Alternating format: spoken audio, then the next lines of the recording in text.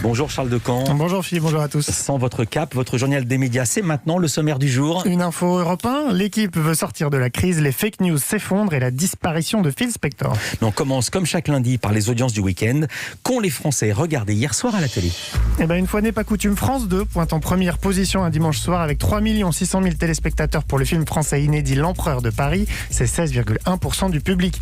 TF1 est deuxième avec le film américain inédit cette fois, John Wick 2 avec Keanu Reeves, 3 400 000 téléspectateurs au compteur, c'est 15,7% du public seulement, mais 24% des femmes responsables des achats de moins de 50 ans. Et M6 est troisième avec un nouveau numéro du magazine Capital, suivi par 2 800 000 personnes, soit 12,8% du public et un joli 20% des FRDA. Et samedi soir c'est France 3 qui s'est imposé avec 5 300 000 téléspectateurs pour une rediffusion du téléfilm La Malédiction du Volcan, soit 22,8% du public. Et surtout, c'est 1 700 000 personnes de plus que lors de sa première diffusion il y a 1 an et demi. Non, c'est une bénédiction. TF1 est deuxième avec Ninja Warrior, stable sur une semaine à 3 800 000 personnes et 16,4% de part d'audience. Le jeu est en légère baisse, mais toujours largement leader sur les FRDA, donc à 29% de part d'audience. Et troisième, France 2, 2 100 000 téléspectateurs pour La Lettre présentée par Sophie Davant, c'est 10,1% du public.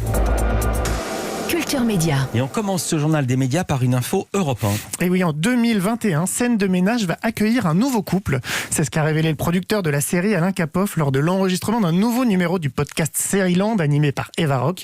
Il lui a expliqué pourquoi ce choix avait été fait. C'est l'extension naturelle de ce qui a été posé au départ, c'est-à-dire avec un ADN assez restreint sur 3 générations. Aujourd'hui, comme vous l'avez vu, les générations sont un peu étendues et en même temps que les générations, la photographie de la société française. Donc c'est ça en fait, on veut compléter la représentation des sociotypes quelque part. Il y aura donc prochainement 6 couples dans la série d'M6. Alain Capoff a confirmé que ce nouveau binôme n'en remplacerait pas un autre. Pour l'instant, on ignore tout du profil de ce nouveau couple, mais pas sûr qu'M6 profite de l'occasion pour mettre en avant un couple homosexuel ou pour mieux représenter la diversité ou le handicap. On ne veut pas être prisonnier de ça non plus. C'est-à-dire, nous, le propos de départ, et on ne veut pas déroger à ça. Après, c'est la scène de ménage. C'est conflit dans le couple et tournant dans la vie, quelque part. Donc ça, c'est vraiment le nucléus, c'est vraiment le ressort de la série. Alain Capoff dans Sérieland, le podcast d'Eva Rock disponible sur europe1.fr et toutes les plateformes de podcast. Se dirige-t-on vers une sortie de crise au quotidien sportif L'Équipe ? La direction doit faire de nouvelles propositions cet après-midi pour tenter de mettre fin à la grève qui paralyse le journal depuis 10 jours.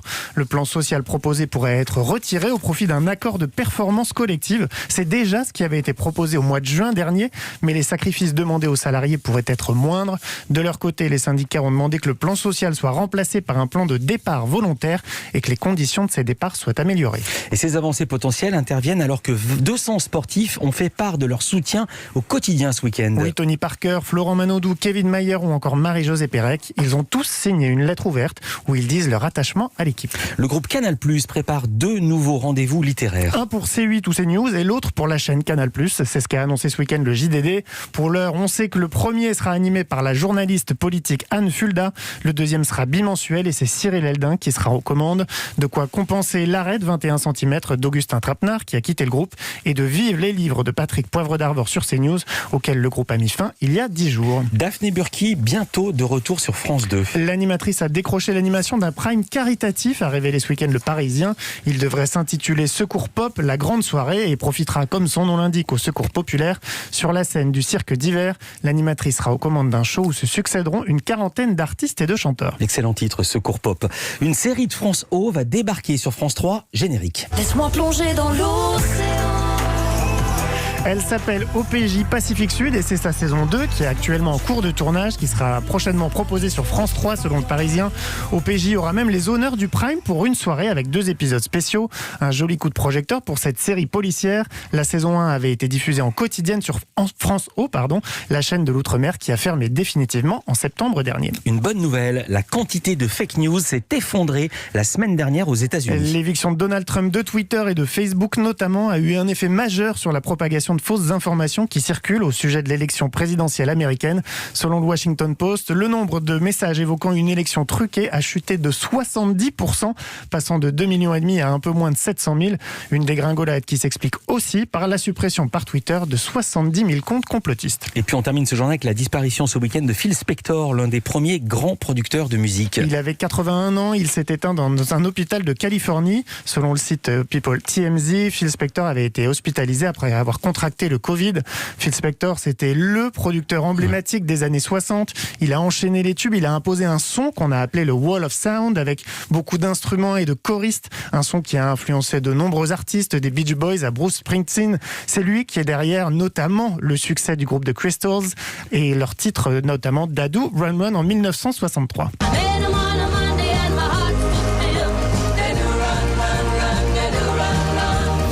Mais à cette époque, le succès de Phil Spector faiblit jusqu'à ce que les Beatles fassent appel à lui au début des années 70 pour leur album Let It Be.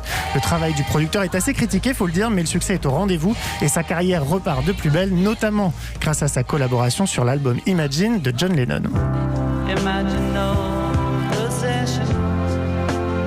Mais les excès du producteur commencent à lui faire de l'ombre. Ses compagnes et ex-compagnes et les artistes avec lesquels il a travaillé évoquent sa violence, ses menaces, si bien qu'à la fin des années 70, sa production musicale diminue drastiquement.